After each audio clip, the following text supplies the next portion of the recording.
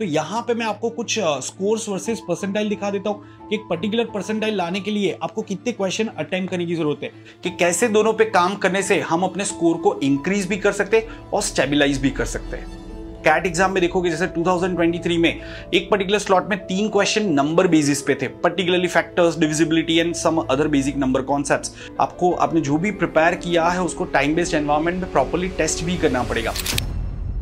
दोस्तों cat exam की preparation के लिए अब हमारे पास में 60 डेज का समय बचा है और इन 60 डेज में आप सबकी कोशिश रहेगी कि अपने स्कोर को ज्यादा से ज्यादा इंक्रीज कराया जाए। जैसे कौन सेक्शन में जो स्टूडेंट अभी सिर्फ 4 से 5 क्वेश्चन कर पा रहे वो टारगेट करेंगे कि कैसे 8 से 9 क्वेश्चन किए जाए, या जो 8 से 9 क्वेश्चन कर रहा है वो टारगेट कर रहा होगा कि कैसे 12 से 13 क्वेश्चन अटेम्प्ट कर पाओ।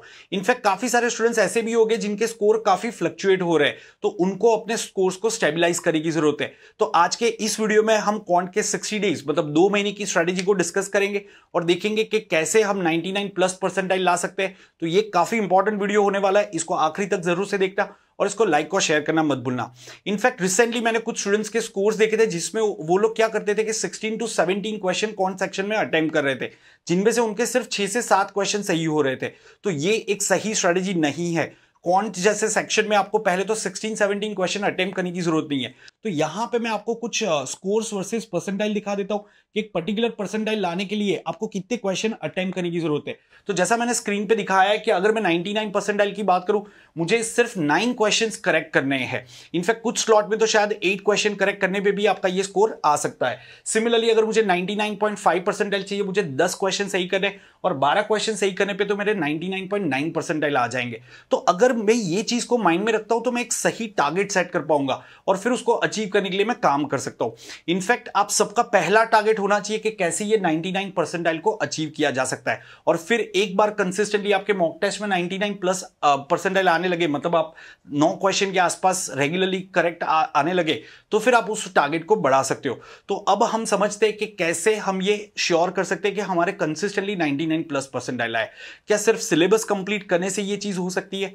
नहीं, आपको 2 चीजों पे काम करना पड़ेगा आने वाले 60 दिनों में। तो कौन सी ये 2 चीजें? तो सबसे पहला है आपको अपनी प्रिपरेशन स्ट्रेटेजी ठीक करनी पड़ेगी और दूसरा है आपको अपनी एग्जाम स्ट्रेटेजी पे भी काम करना पड़ेगा। तो ये दोनों को हम अच्छे से समझते हैं स्टेप बाय स्टेप कि कैसे दोनों पे काम करने से हम अपने स्कोर को इंक्रीज भी कर सकते हैं और स्टेबलाइज भी कर सकते हैं।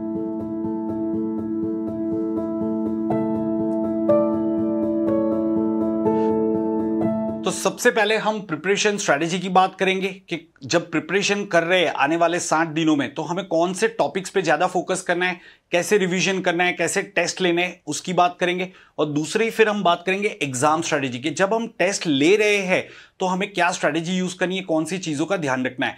तो बारी बारी दोनों के ऊपर बात करते हैं। जैसे अगर मैं प्रिपरेशन स्ट्रेटेजी की बात करूं तो कुछ पॉइंट्स मैंने आप लोगों के लिए तैयार किए जो आपको ध्यान में रखते हैं। सबसे पहले बात करते हैं कि कौन से 3 टॉपिक ऐसे हैं, कौन से 3 एरियाज जो आपको सबसे पहले कंप्लीट कर लेने चाहिए। वैसे ये चीजें आपको मैंने और काफी सारे और फैकल्टी ने पहले भी बता रखी है, लेकिन अगर आपको नहीं पता है तो ये श्योर कर लो कि you need to be good at arithmetic algebra and numbers. दोस्तों अरिथमेटिक अलजेब्रा की सब लोग बात करते हैं, लेकिन अगर आप कैट एग्जाम में देखोगे जैसे 2023 में एक पर्टिकुलर स्लॉट में 3 क्वेश्चन नंबर बेसिस पे थे, particularly factors, divisibility and some other basic number concepts. तो आपको ये 3 टॉपिक काफी स्ट्रॉन्ग करने होंगे। अगर आपने ये टॉपिक कंप्लीट कर लिए है लेकिन कॉन्फिडेंस नहीं आ रहा है तो आपको उसके रिवीजन की जरूरत है, जिसके बारे में हम आगे बात करेंगे। लेकिन ये 3 टॉपिक आपने पहले कंप्लीट करने हैं। उसके बाद में जो बाकी के आपके टॉपिक जैसे ज्योमेट्री बच गया, आपका मॉडर्न मैथ्स बच गया। अब अगर आपके पास में इतना ज्यादा टाइम नहीं है तो आप उसका एटलीस्ट बेसिक कर लो ताकि आप LOD 1 मतलब लेवल ऑफ डिफिकल्टी 1 के उसके क्वेश्चन कर पाओ। मतलब ऐसा नहीं होना चाहिए कि कैट एग्जाम में ज्योमेट्री का एक बहुत ही सिंपल क्वेश्चन आए और आप उसको बिना सॉल्व किए पेपर के बाहर आ रहे हो, तो ये चीज नहीं होनी चाहिए।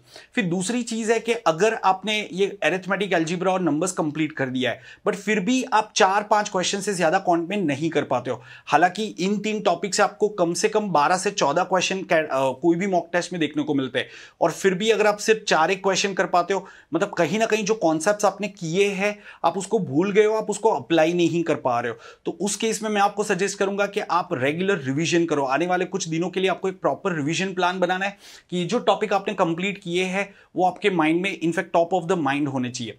अगर आपको ऐसा लगता है कि यार मैंने रिवीजन भी किया है, कॉन्सेप्चुअली भी मैं क्लियर हूं, फिर भी मेरे स्कोर नहीं आ रहे, तो शायद आप यहां पे जो क्वेश्चन सिलेक्शन है वो गलत कर रहे हो। तो उसके लिए मैं आपको सजेस्ट करूंगा कि रिवीजन अगर आप कर रहे हो, साथ में आप क्वांट के कुछ सेक्शनल टेस्ट लिख सकते हो। जैसे यहां पे मैं एक प्लान आपको बता दूं जो हर साल स्टूडेंट्स को काफी फायदा हुआ है। जो भी सेक्शन आपका वीक है, जैसे अभी अगर हम क्वांट सेक्शन की बात करें, क्वांट सेक्शन अगर आपका वीक है, आपने प्रिपरेशन तो ऑलमोस्ट 60-70% टॉपिक कर लिए, लेकिन 3-4 क्वेश्चन से ज्यादा नहीं हो पा रहे, तो आपको क्या करना है, आगे के 2 वीक के लिए 6 सेक्शनल टेस्ट का प्लान बना देना है।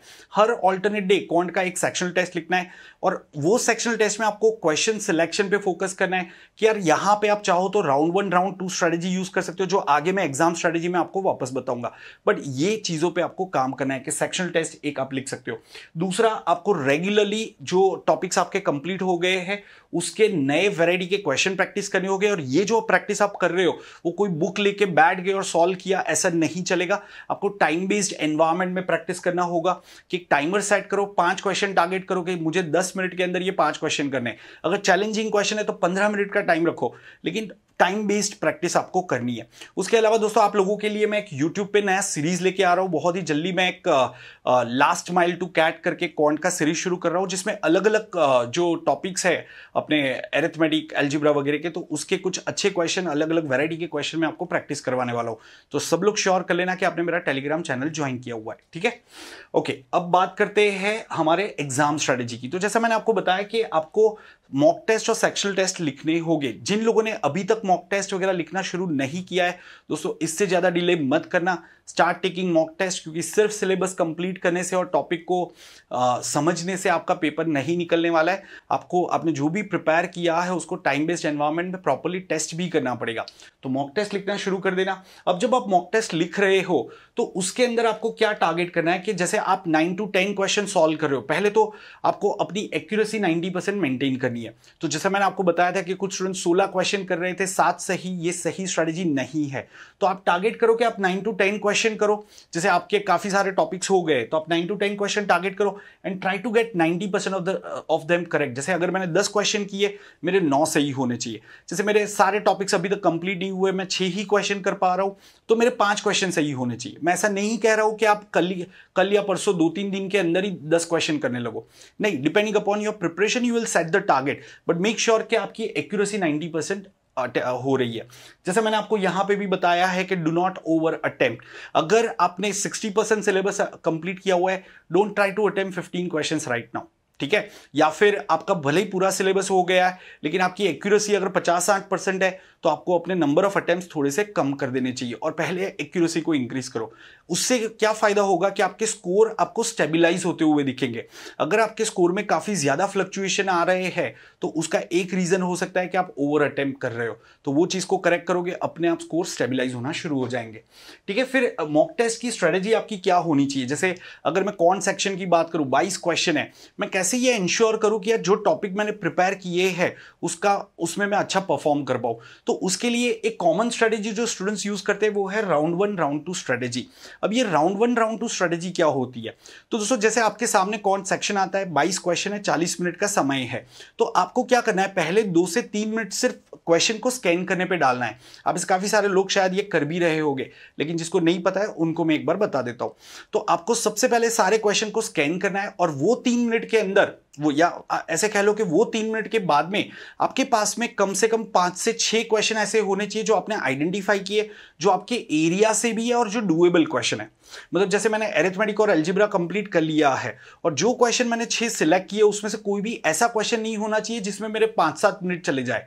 वो सारे इजी, मॉडरेट या थोड़े ट्रिकी क्वेश्चन हो गए तो चलेगा, बट डूएबल क्वेश्चन होने चाहिए। तो आप टारगेट करोगे 3 मिनट क्वेश्चन सिलेक्शन, फिर 17 से 18 मिनट वो जो 5-6 क्वेश्चन आपने सिलेक्ट किए उसको सॉल्व करो, और फिर आपके पास में और 20 मिनट बच जाते हैं। अगर आप उसमें सिर्फ वो बाकी के 20 मिनट में सिर्फ 3-4 और क्वेश्चन भी कर लेते हो, आपके 10 क्वेश्चन भी हो गए और आपकी एक्यूरेसी भी अच्छी रहेगी, तो आपका वो 99 परसेंटाइल का जो टारगेट है वो अचीव हो जाएगा। सो उम्मीद करता हूं कि आप सब लोग इसको ध्यान से इंप्लीमेंट करोगे, ठीक है। एक और स्ट्रेटेजी है स्प्लिट स्ट्रेटेजी, तो मैं एक और वीडियो रिलीज करूंगा just for mock test strategy, जिसमें हम उसके ऊपर भी बात करेंगे। अब यहां पे जैसा मैंने आपको बताया कि फर्स्ट 20 मिनट्स में आपका टारगेट होना चाहिए 5 से 6 क्वेश्चन का, and try to get all correct, क्योंकि आप जो पहले 5-6 क्वेश्चन उठाते हो वो कौन से है, वो पेपर के सबसे इजी क्वेश्चन है, जो टॉपिक्स आपने किए हुए उससे क्वेश्चन है, ठीक है ना। तो उसको कोशिश करो कि आप वो सारे क्वेश्चन सही करो। ऐसा नहीं होना चाहिए कि आपने जो पहले 5 क्वेश्चन या 6 क्वेश्चन उठाए हैं उसमें से आपके 2 सही हुए या 3 सही हुए, बाकी के 3 गलत हो गए, वो सही नहीं जा रहा है, ध्यान रखना। ठीक है। एक और चीज है कि आप फिर लास्ट में जब आपने जो बाकी के 20 मिनट थे उसमें आपने 3-4 क्वेश्चन और कोशिश की है, सपोज उसमें 2 क्वेश्चन आपसे सॉल्व हो भी गए, अब अगर आपके पास में कुछ 3-4 मिनट और बच जाते तो उसमें आप ये भी कर सकते हो कि ऑप्शन बेस्ड अप्रोच या स्मार्ट गेसवर्क अप्रोच यूज कर सकते हो। जैसे कुछ क्वेश्चन मतलब मुझे पूरा सॉल्व करना नहीं पता है कैसे करूंगा, लेकिन मैं ऑप्शन से वर्कआउट कर सकता हूं कि यार ये ऑप्शन हो सकता है, ये ऑप्शन नहीं हो सकता। लेकिन यहां पे मैं एक चीज बताना चाहूंगा कि काफी सारे स्टूडेंट स्मार्ट गेस 5-6 क्वेश्चन के ऊपर लगा देते हैं कि 22 में से 6 क्वेश्चन में वो स्मार्ट गेस करके आए, तो दोस्तों ये भी सही नहीं है। स्मार्ट गेस आप एक सेक्शन में मैक्सिमम 2 क्वेश्चन पे लगा सकते हो, उससे ज्यादा क्वेश्चन पे स्मार्ट गेस नहीं होता है, फिर वो तुक्केबाजी हो जाती है। तो please understand the difference between just the guess work and the smart guess work. तो ये चीजों को आप जब एग्जाम ले रहे हो तब आपको ध्यान में रखना है। तो अगर आप ये दोनों चीजें अप्लाई करोगे दोस्तों, डेफिनेटली आपका स्कोर ऊपर जाएगा और वो स्टेबिलाईज भी होगा। मुझे कमेंट्स में जरूर से बताना कि क्या आपने इसको इंप्लीमेंट किया। एक वीक 10 डेज या मे बी 15 डेज के लिए आप ट्राई करो और फिर ये वीडियो पे वापस आके मुझे जरूर से बताना कि इससे क्या इंप्रूवमेंट हुआ है, क्या और चैलेंजेस आपको आ रहे हैं। साथ में before I wind up just want to tell you guys, you will have to be positive. देखिए ये आखिरी 60 डेज है, ऐसा समझ लो पूरा आपका करियर चेंज कर सकता है। ठीक है ना। अभी रिसेंटली मैं YouTube पे एक वीडियो देख रहा था, IIM अहमदाबाद का प्लेसमेंट एंड IIM अमृतसर का प्लेसमेंट, दोनों लग रहे हैं IIM A, लेकिन बहुत डिफरेंस है ये दोनों IIMs में। ठीक है ना। तो एक का पैकेज 35 लाख का है, एक का पैकेज 18 या 19 लाख का है। तो अब आप डिसाइड करो ये 60 दिन में आप ये वाले IIM से ये वाले IIM तक जा सकते हो। ठीक है ना। तो जितना भी आप कर सको उतने अपने सारे एफर्ट्स डालो। Do not leave any stone unturned and I am sure success will be yours. तो दोस्तों इतना मुझे आपको कहना था इस वीडियो के थ्रू। कमेंट्स में मुझे बताना कि कैसा लगा आपको ये वीडियो, और जाने से पहले इसको लाइक और शेयर करना मत भूलना। Before I close this video just want to tell you कि अगर आप कैट 25 के लिए प्रिपेयर कर रहे हो या आप स्नैप एंड मेट जैसे एग्जाम को टारगेट कर रहे हो, तो आप अनअकैडमी का प्लस या आइकनिक सब्सक्रिप्शन ले सकते हो यूजिंग माई कोड SHART10। तो that's it from this video. मिलते हैं अपने अगले वीडियो में। Till then guys, bye bye and take care.